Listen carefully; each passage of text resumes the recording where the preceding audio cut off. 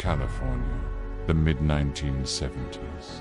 Sunshine and beautiful dreams. But beneath that peaceful facade, a phantom began to cast a terrifying shadow. He was known by many names: the East Area Rapist, the Golden State Killer. He was a monster lurking in the dark, who committed a series of brutal rapes and murders, haunting an entire state for decades. This is the story of a sadistic predator and the manhunt that lasted over 40 years. From 1976 to 1979, a serial rapist terrorized Sacramento and its neighboring areas. He would break into family homes, tie up the parents, and assault the women. He was a master of caution, leaving very little evidence behind. He moved quickly, inflicting terror and then vanishing like a ghost. Police called him the East Area Rapist. The attacks followed a chilling pattern. Neighborhoods once filled with laughter and the sounds of children playing became silent, gripped by fear. Families double-checked their locks, installed security systems, and slept with weapons nearby. But nothing seemed to stop this phantom. As the attacks continued, the community's sense of safety shattered. Neighbors eyed each other with suspicion. Every unfamiliar face became a potential threat.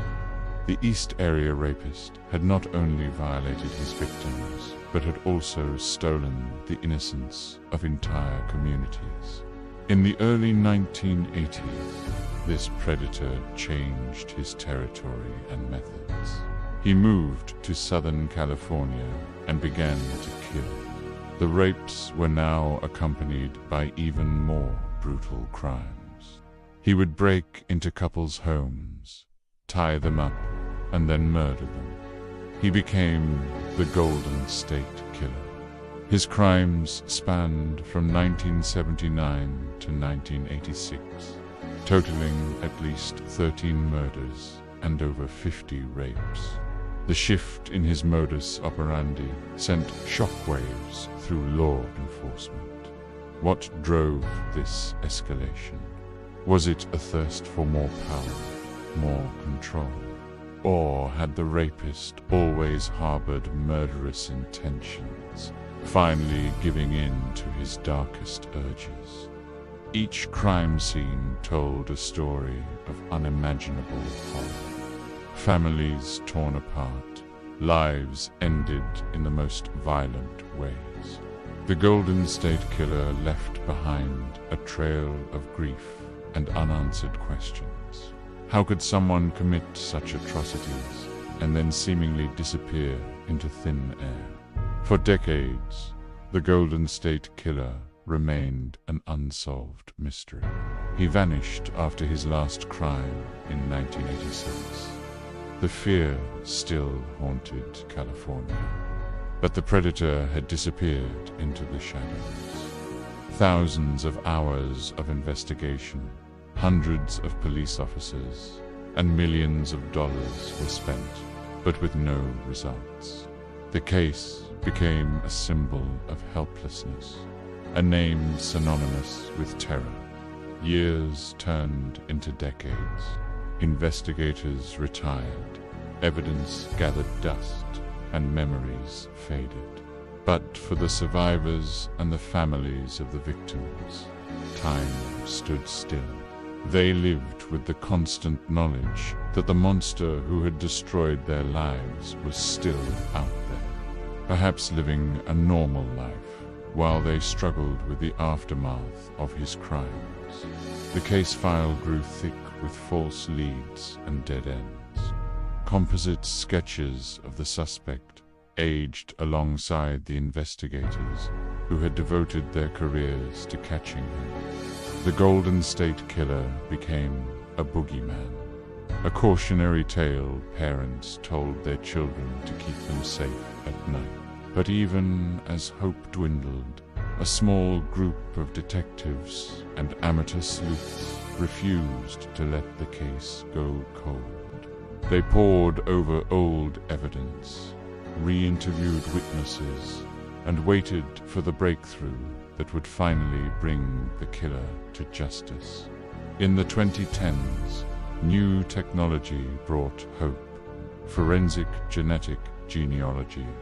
Investigators took DNA samples from the crime scenes and uploaded them to public genealogy databases. They found distant relatives of the killer, and from there they built a family tree, gradually closing in on their target. After more than 40 years, technology finally found a name. The process was painstaking. Genealogists worked tirelessly, constructing complex family trees, narrowing down possibilities. It was like searching for a needle in a haystack, but with each eliminated suspect, they inched closer to the truth. As the net tightened, investigators held their breath. Could this really be the breakthrough they had waited decades for? The weight of expectation was enormous. They knew they couldn't afford to make a mistake. Not after all this time. In April 2018, police knocked on the door of Joseph James DeAngelo, a 72-year-old man, a former police officer. He lived a normal life in suburban Sacramento, with a family and unsuspecting neighbors. He was the Golden State Killer, the predator who terrorized California for decades. He was arrested, and the secret was finally exposed. The revelation sent shockwaves through the community. How could this unassuming elderly man be the monster who had haunted their nightmares for so long? Neighbors spoke of a quiet man who kept to himself, who meticulously maintained his lawn. None could reconcile this image with the brutal killer described in the charges against him. DeAngelo's past as a police officer added another layer of horror to his crimes. He had sworn to protect and serve, yet had used his knowledge of law enforcement techniques to evade capture for decades. It was a betrayal of the highest order, one that shook the foundations of trust in authority. As news of the arrests spread, survivors and victims' families experienced a whirlwind of emotions. Relief, anger, grief, all came flooding back. For some, the arrest brought closure. For others, it reopened old wounds, forcing them to confront memories they had long tried to bury. The investigation into DeAngelo's life revealed a man living a double existence. By day, he was a husband, father, and grandfather. By night, the memories of his reign of terror must have haunted him. How had he lived with the weight of his crimes for so long? What dark impulses had driven him to commit such atrocities? Joseph James DeAngelo pleaded guilty to 13 counts of murder and numerous rapes. He was sentenced to life in prison without the possibility of parole. The case of the Golden State Killer is an extraordinary true crime story, not just for the brutality of the crimes, but for the perseverance of the investigators and the technological breakthrough that brought justice after decades. It's a reminder that evil can lurk in the most ordinary of facades, and that justice, however delayed, can finally be served.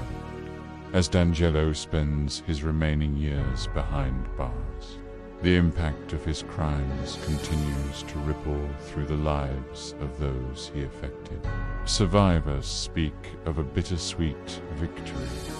The monster has been caught, but the scars remain. They are testament to the resilience of the human spirit, to the strength it takes to survive and to thrive in the face of unimaginable trauma. The Golden State Killer case has changed the landscape of criminal investigation. The use of genetic genealogy has opened up new avenues for solving cold cases, bringing hope to families who have waited years for answers. But it also raises important questions about privacy and the ethical use of DNA databases. In the end, the story of the Golden State Killer is not just about one man's descent into depravity. It's about the countless lives he destroyed, the communities he terrorized, and the relentless pursuit of justice that spanned nearly half a century. It's a reminder that no matter how long evil tries to hide, the light of truth will eventually shine through. As California moves forward, the shadow of the Golden State Killer will always be a part of its history.